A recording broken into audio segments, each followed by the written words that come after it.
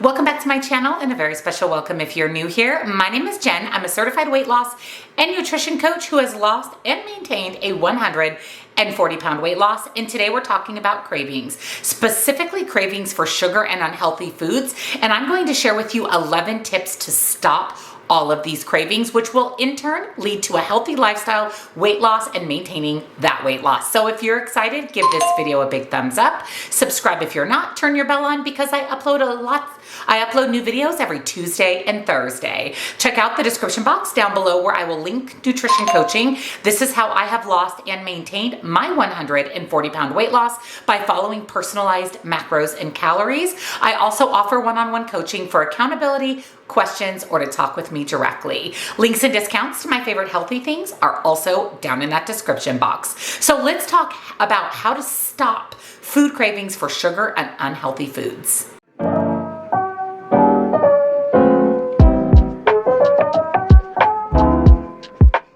Awareness of cravings and what triggers those cravings is essential to not only lose weight, but to create a healthy lifestyle, heal your relationship with food, and keep that weight off long term. Food cravings really can be a dieter's worst enemy. It's normal to have cravings for food. And in fact, just learning how to manage those cravings is really beneficial and helpful. And these 11 tips is going to help you do just that. Tip number 1, drink water. We often confuse hunger with thirst. We may think that we're hungry when really in reality, we're just thirsty. I can speak from experience. I have really learned throughout my 140-pound weight loss that if I have a feeling of hunger or the thoughts of hunger, I always drink something first, some water, I always drink something first to see if that satisfies that hunger craving. And a lot of times it actually does. So sometimes we're not actually hungry, we're just thirsty. Drink a large glass of water, wait a few minutes and see if that hunger subsides. If it doesn't, then you're actually hungry and it means it's time to have a meal or a snack.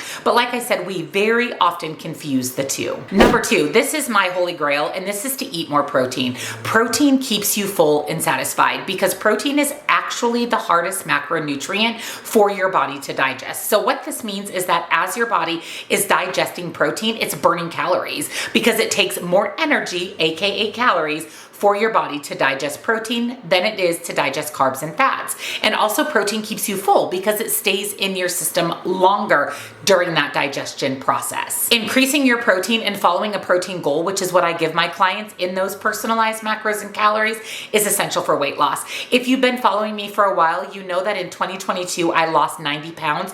All I did is track calories and protein. I made sure I ate enough protein every day and I was able to lose those 90 pounds. And since then have lost 140 pounds and maintained that weight loss for over a year. So include protein in your diet, get your macros and calories done so you know your specific protein goal because it's different for everybody. Every body is different, so everybody's protein goal is also different. Tip number 3 is distance yourself from the craving. Don't put potato chips or a bag of candy out on your counter. Put a bowl of fresh fruit and vegetables out on your counter.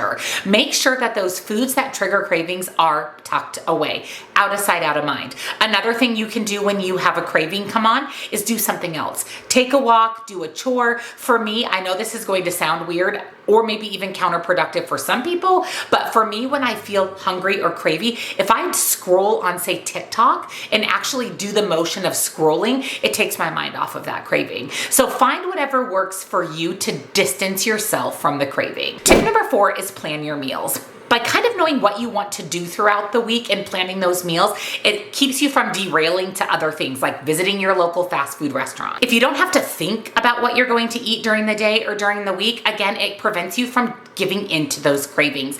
And a lot of times the cravings that we feel can be unhealthy cravings, like I said, visiting your local fast food restaurant. So make sure you're doing a little bit of planning for your meals. Even prepping your meals ahead of time is really beneficial. Tip number 5 is actually extremely important, and this is to really avoid getting extra hungry. Make sure you're eating enough throughout the day and you're eating frequently. I tell my coaching clients you should be eating every 2 to 3 hours. There should not be a 4, 5, 6 hour gap between meals because what's going to happen is you're going to become extremely hungry and then you're likely to overeat during your meal or snack or even consume the wrong foods. It is so important to eat frequently throughout the day for cravings, but also to keep your metabolism going. Your metabolism is like a fire. If you put wood on the fire and you start start it and you walk away and leave it, it's gonna die out. Same with your metabolism. So make sure that you're eating frequent meals throughout the day, about every 2 to 3 hours. Tip number 6 is to fight stress. And I know that stress happens. Life happens. There are things that are going to happen in our life that cause stress that we have no control over. However, there are certain things that cause us stress that we do have control over. And those are the things we really want to manage. When we're stressed out, it increases the levels of cortisol in our body, which causes cravings, and not for broccoli, which causes cravings for the less healthy foods. Cortisol is a #1 contributing hormone to weight gain, especially in the belly area, and is even more prone to weight gain in women. So by managing your stress, managing your cravings, you're going to manage your weight as well. Number 7 is take spinach extract. Now, I did not know anything about this. I did a little bit of research into this. This is actually pretty new to the market and is not FDA certified, but also I couldn't find anything saying not to take this. It says that it helps with fat digestion and helps regulate your hormones, especially those hunger hormones. It also helps reduce appetite because it contains GLP-1, which is a substance found in those weight loss medications. And this all comes in the spinach extract. Taking 3.7 to 5 grams of this extract with meals is what actually helps reduce cravings. So they say. Like I said, there's a lot of research that still needs to be done on this supplement. I will see if I can find something to link down below if you're interested in trying it out. But like I said, I didn't see anything saying not to take it. But again, further studies need to evaluate exactly how effective it is, but it may be worth a try. Tip number 8, get enough sleep. It is so important to get enough sleep. Similar to stress, sleep also increases your cortisol levels and decreases your ghrelin levels, which is the hunger regulating level. So we're likely to be more hungry throughout the day when we're not getting enough sleep because our body needs energy just to make it through our day.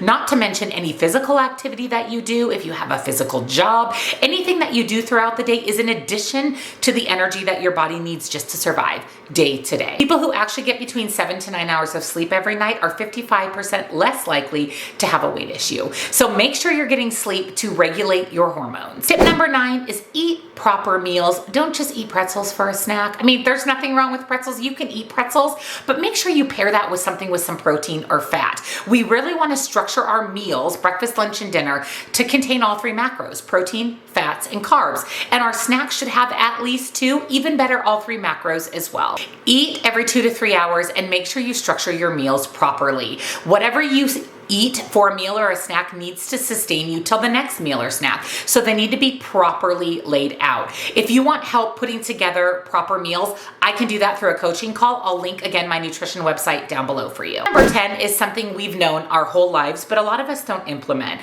And that is to not go to the supermarket hungry. Do not go grocery shopping hungry because everything looks good. And all of a sudden you went from a list this big to a list this big and a cart piled with food you actually don't need because you were hungry. Eat a little something before you go grocery shopping to prevent impulse buying, and I promise it will also save your grocery budget because we know how incredibly expensive groceries are. And last but not least is an excellent tip. Number 11, practice mindful eating. Try to eat your meals and snacks undistracted. Turn off the TV, put your phone down, really focus on your food.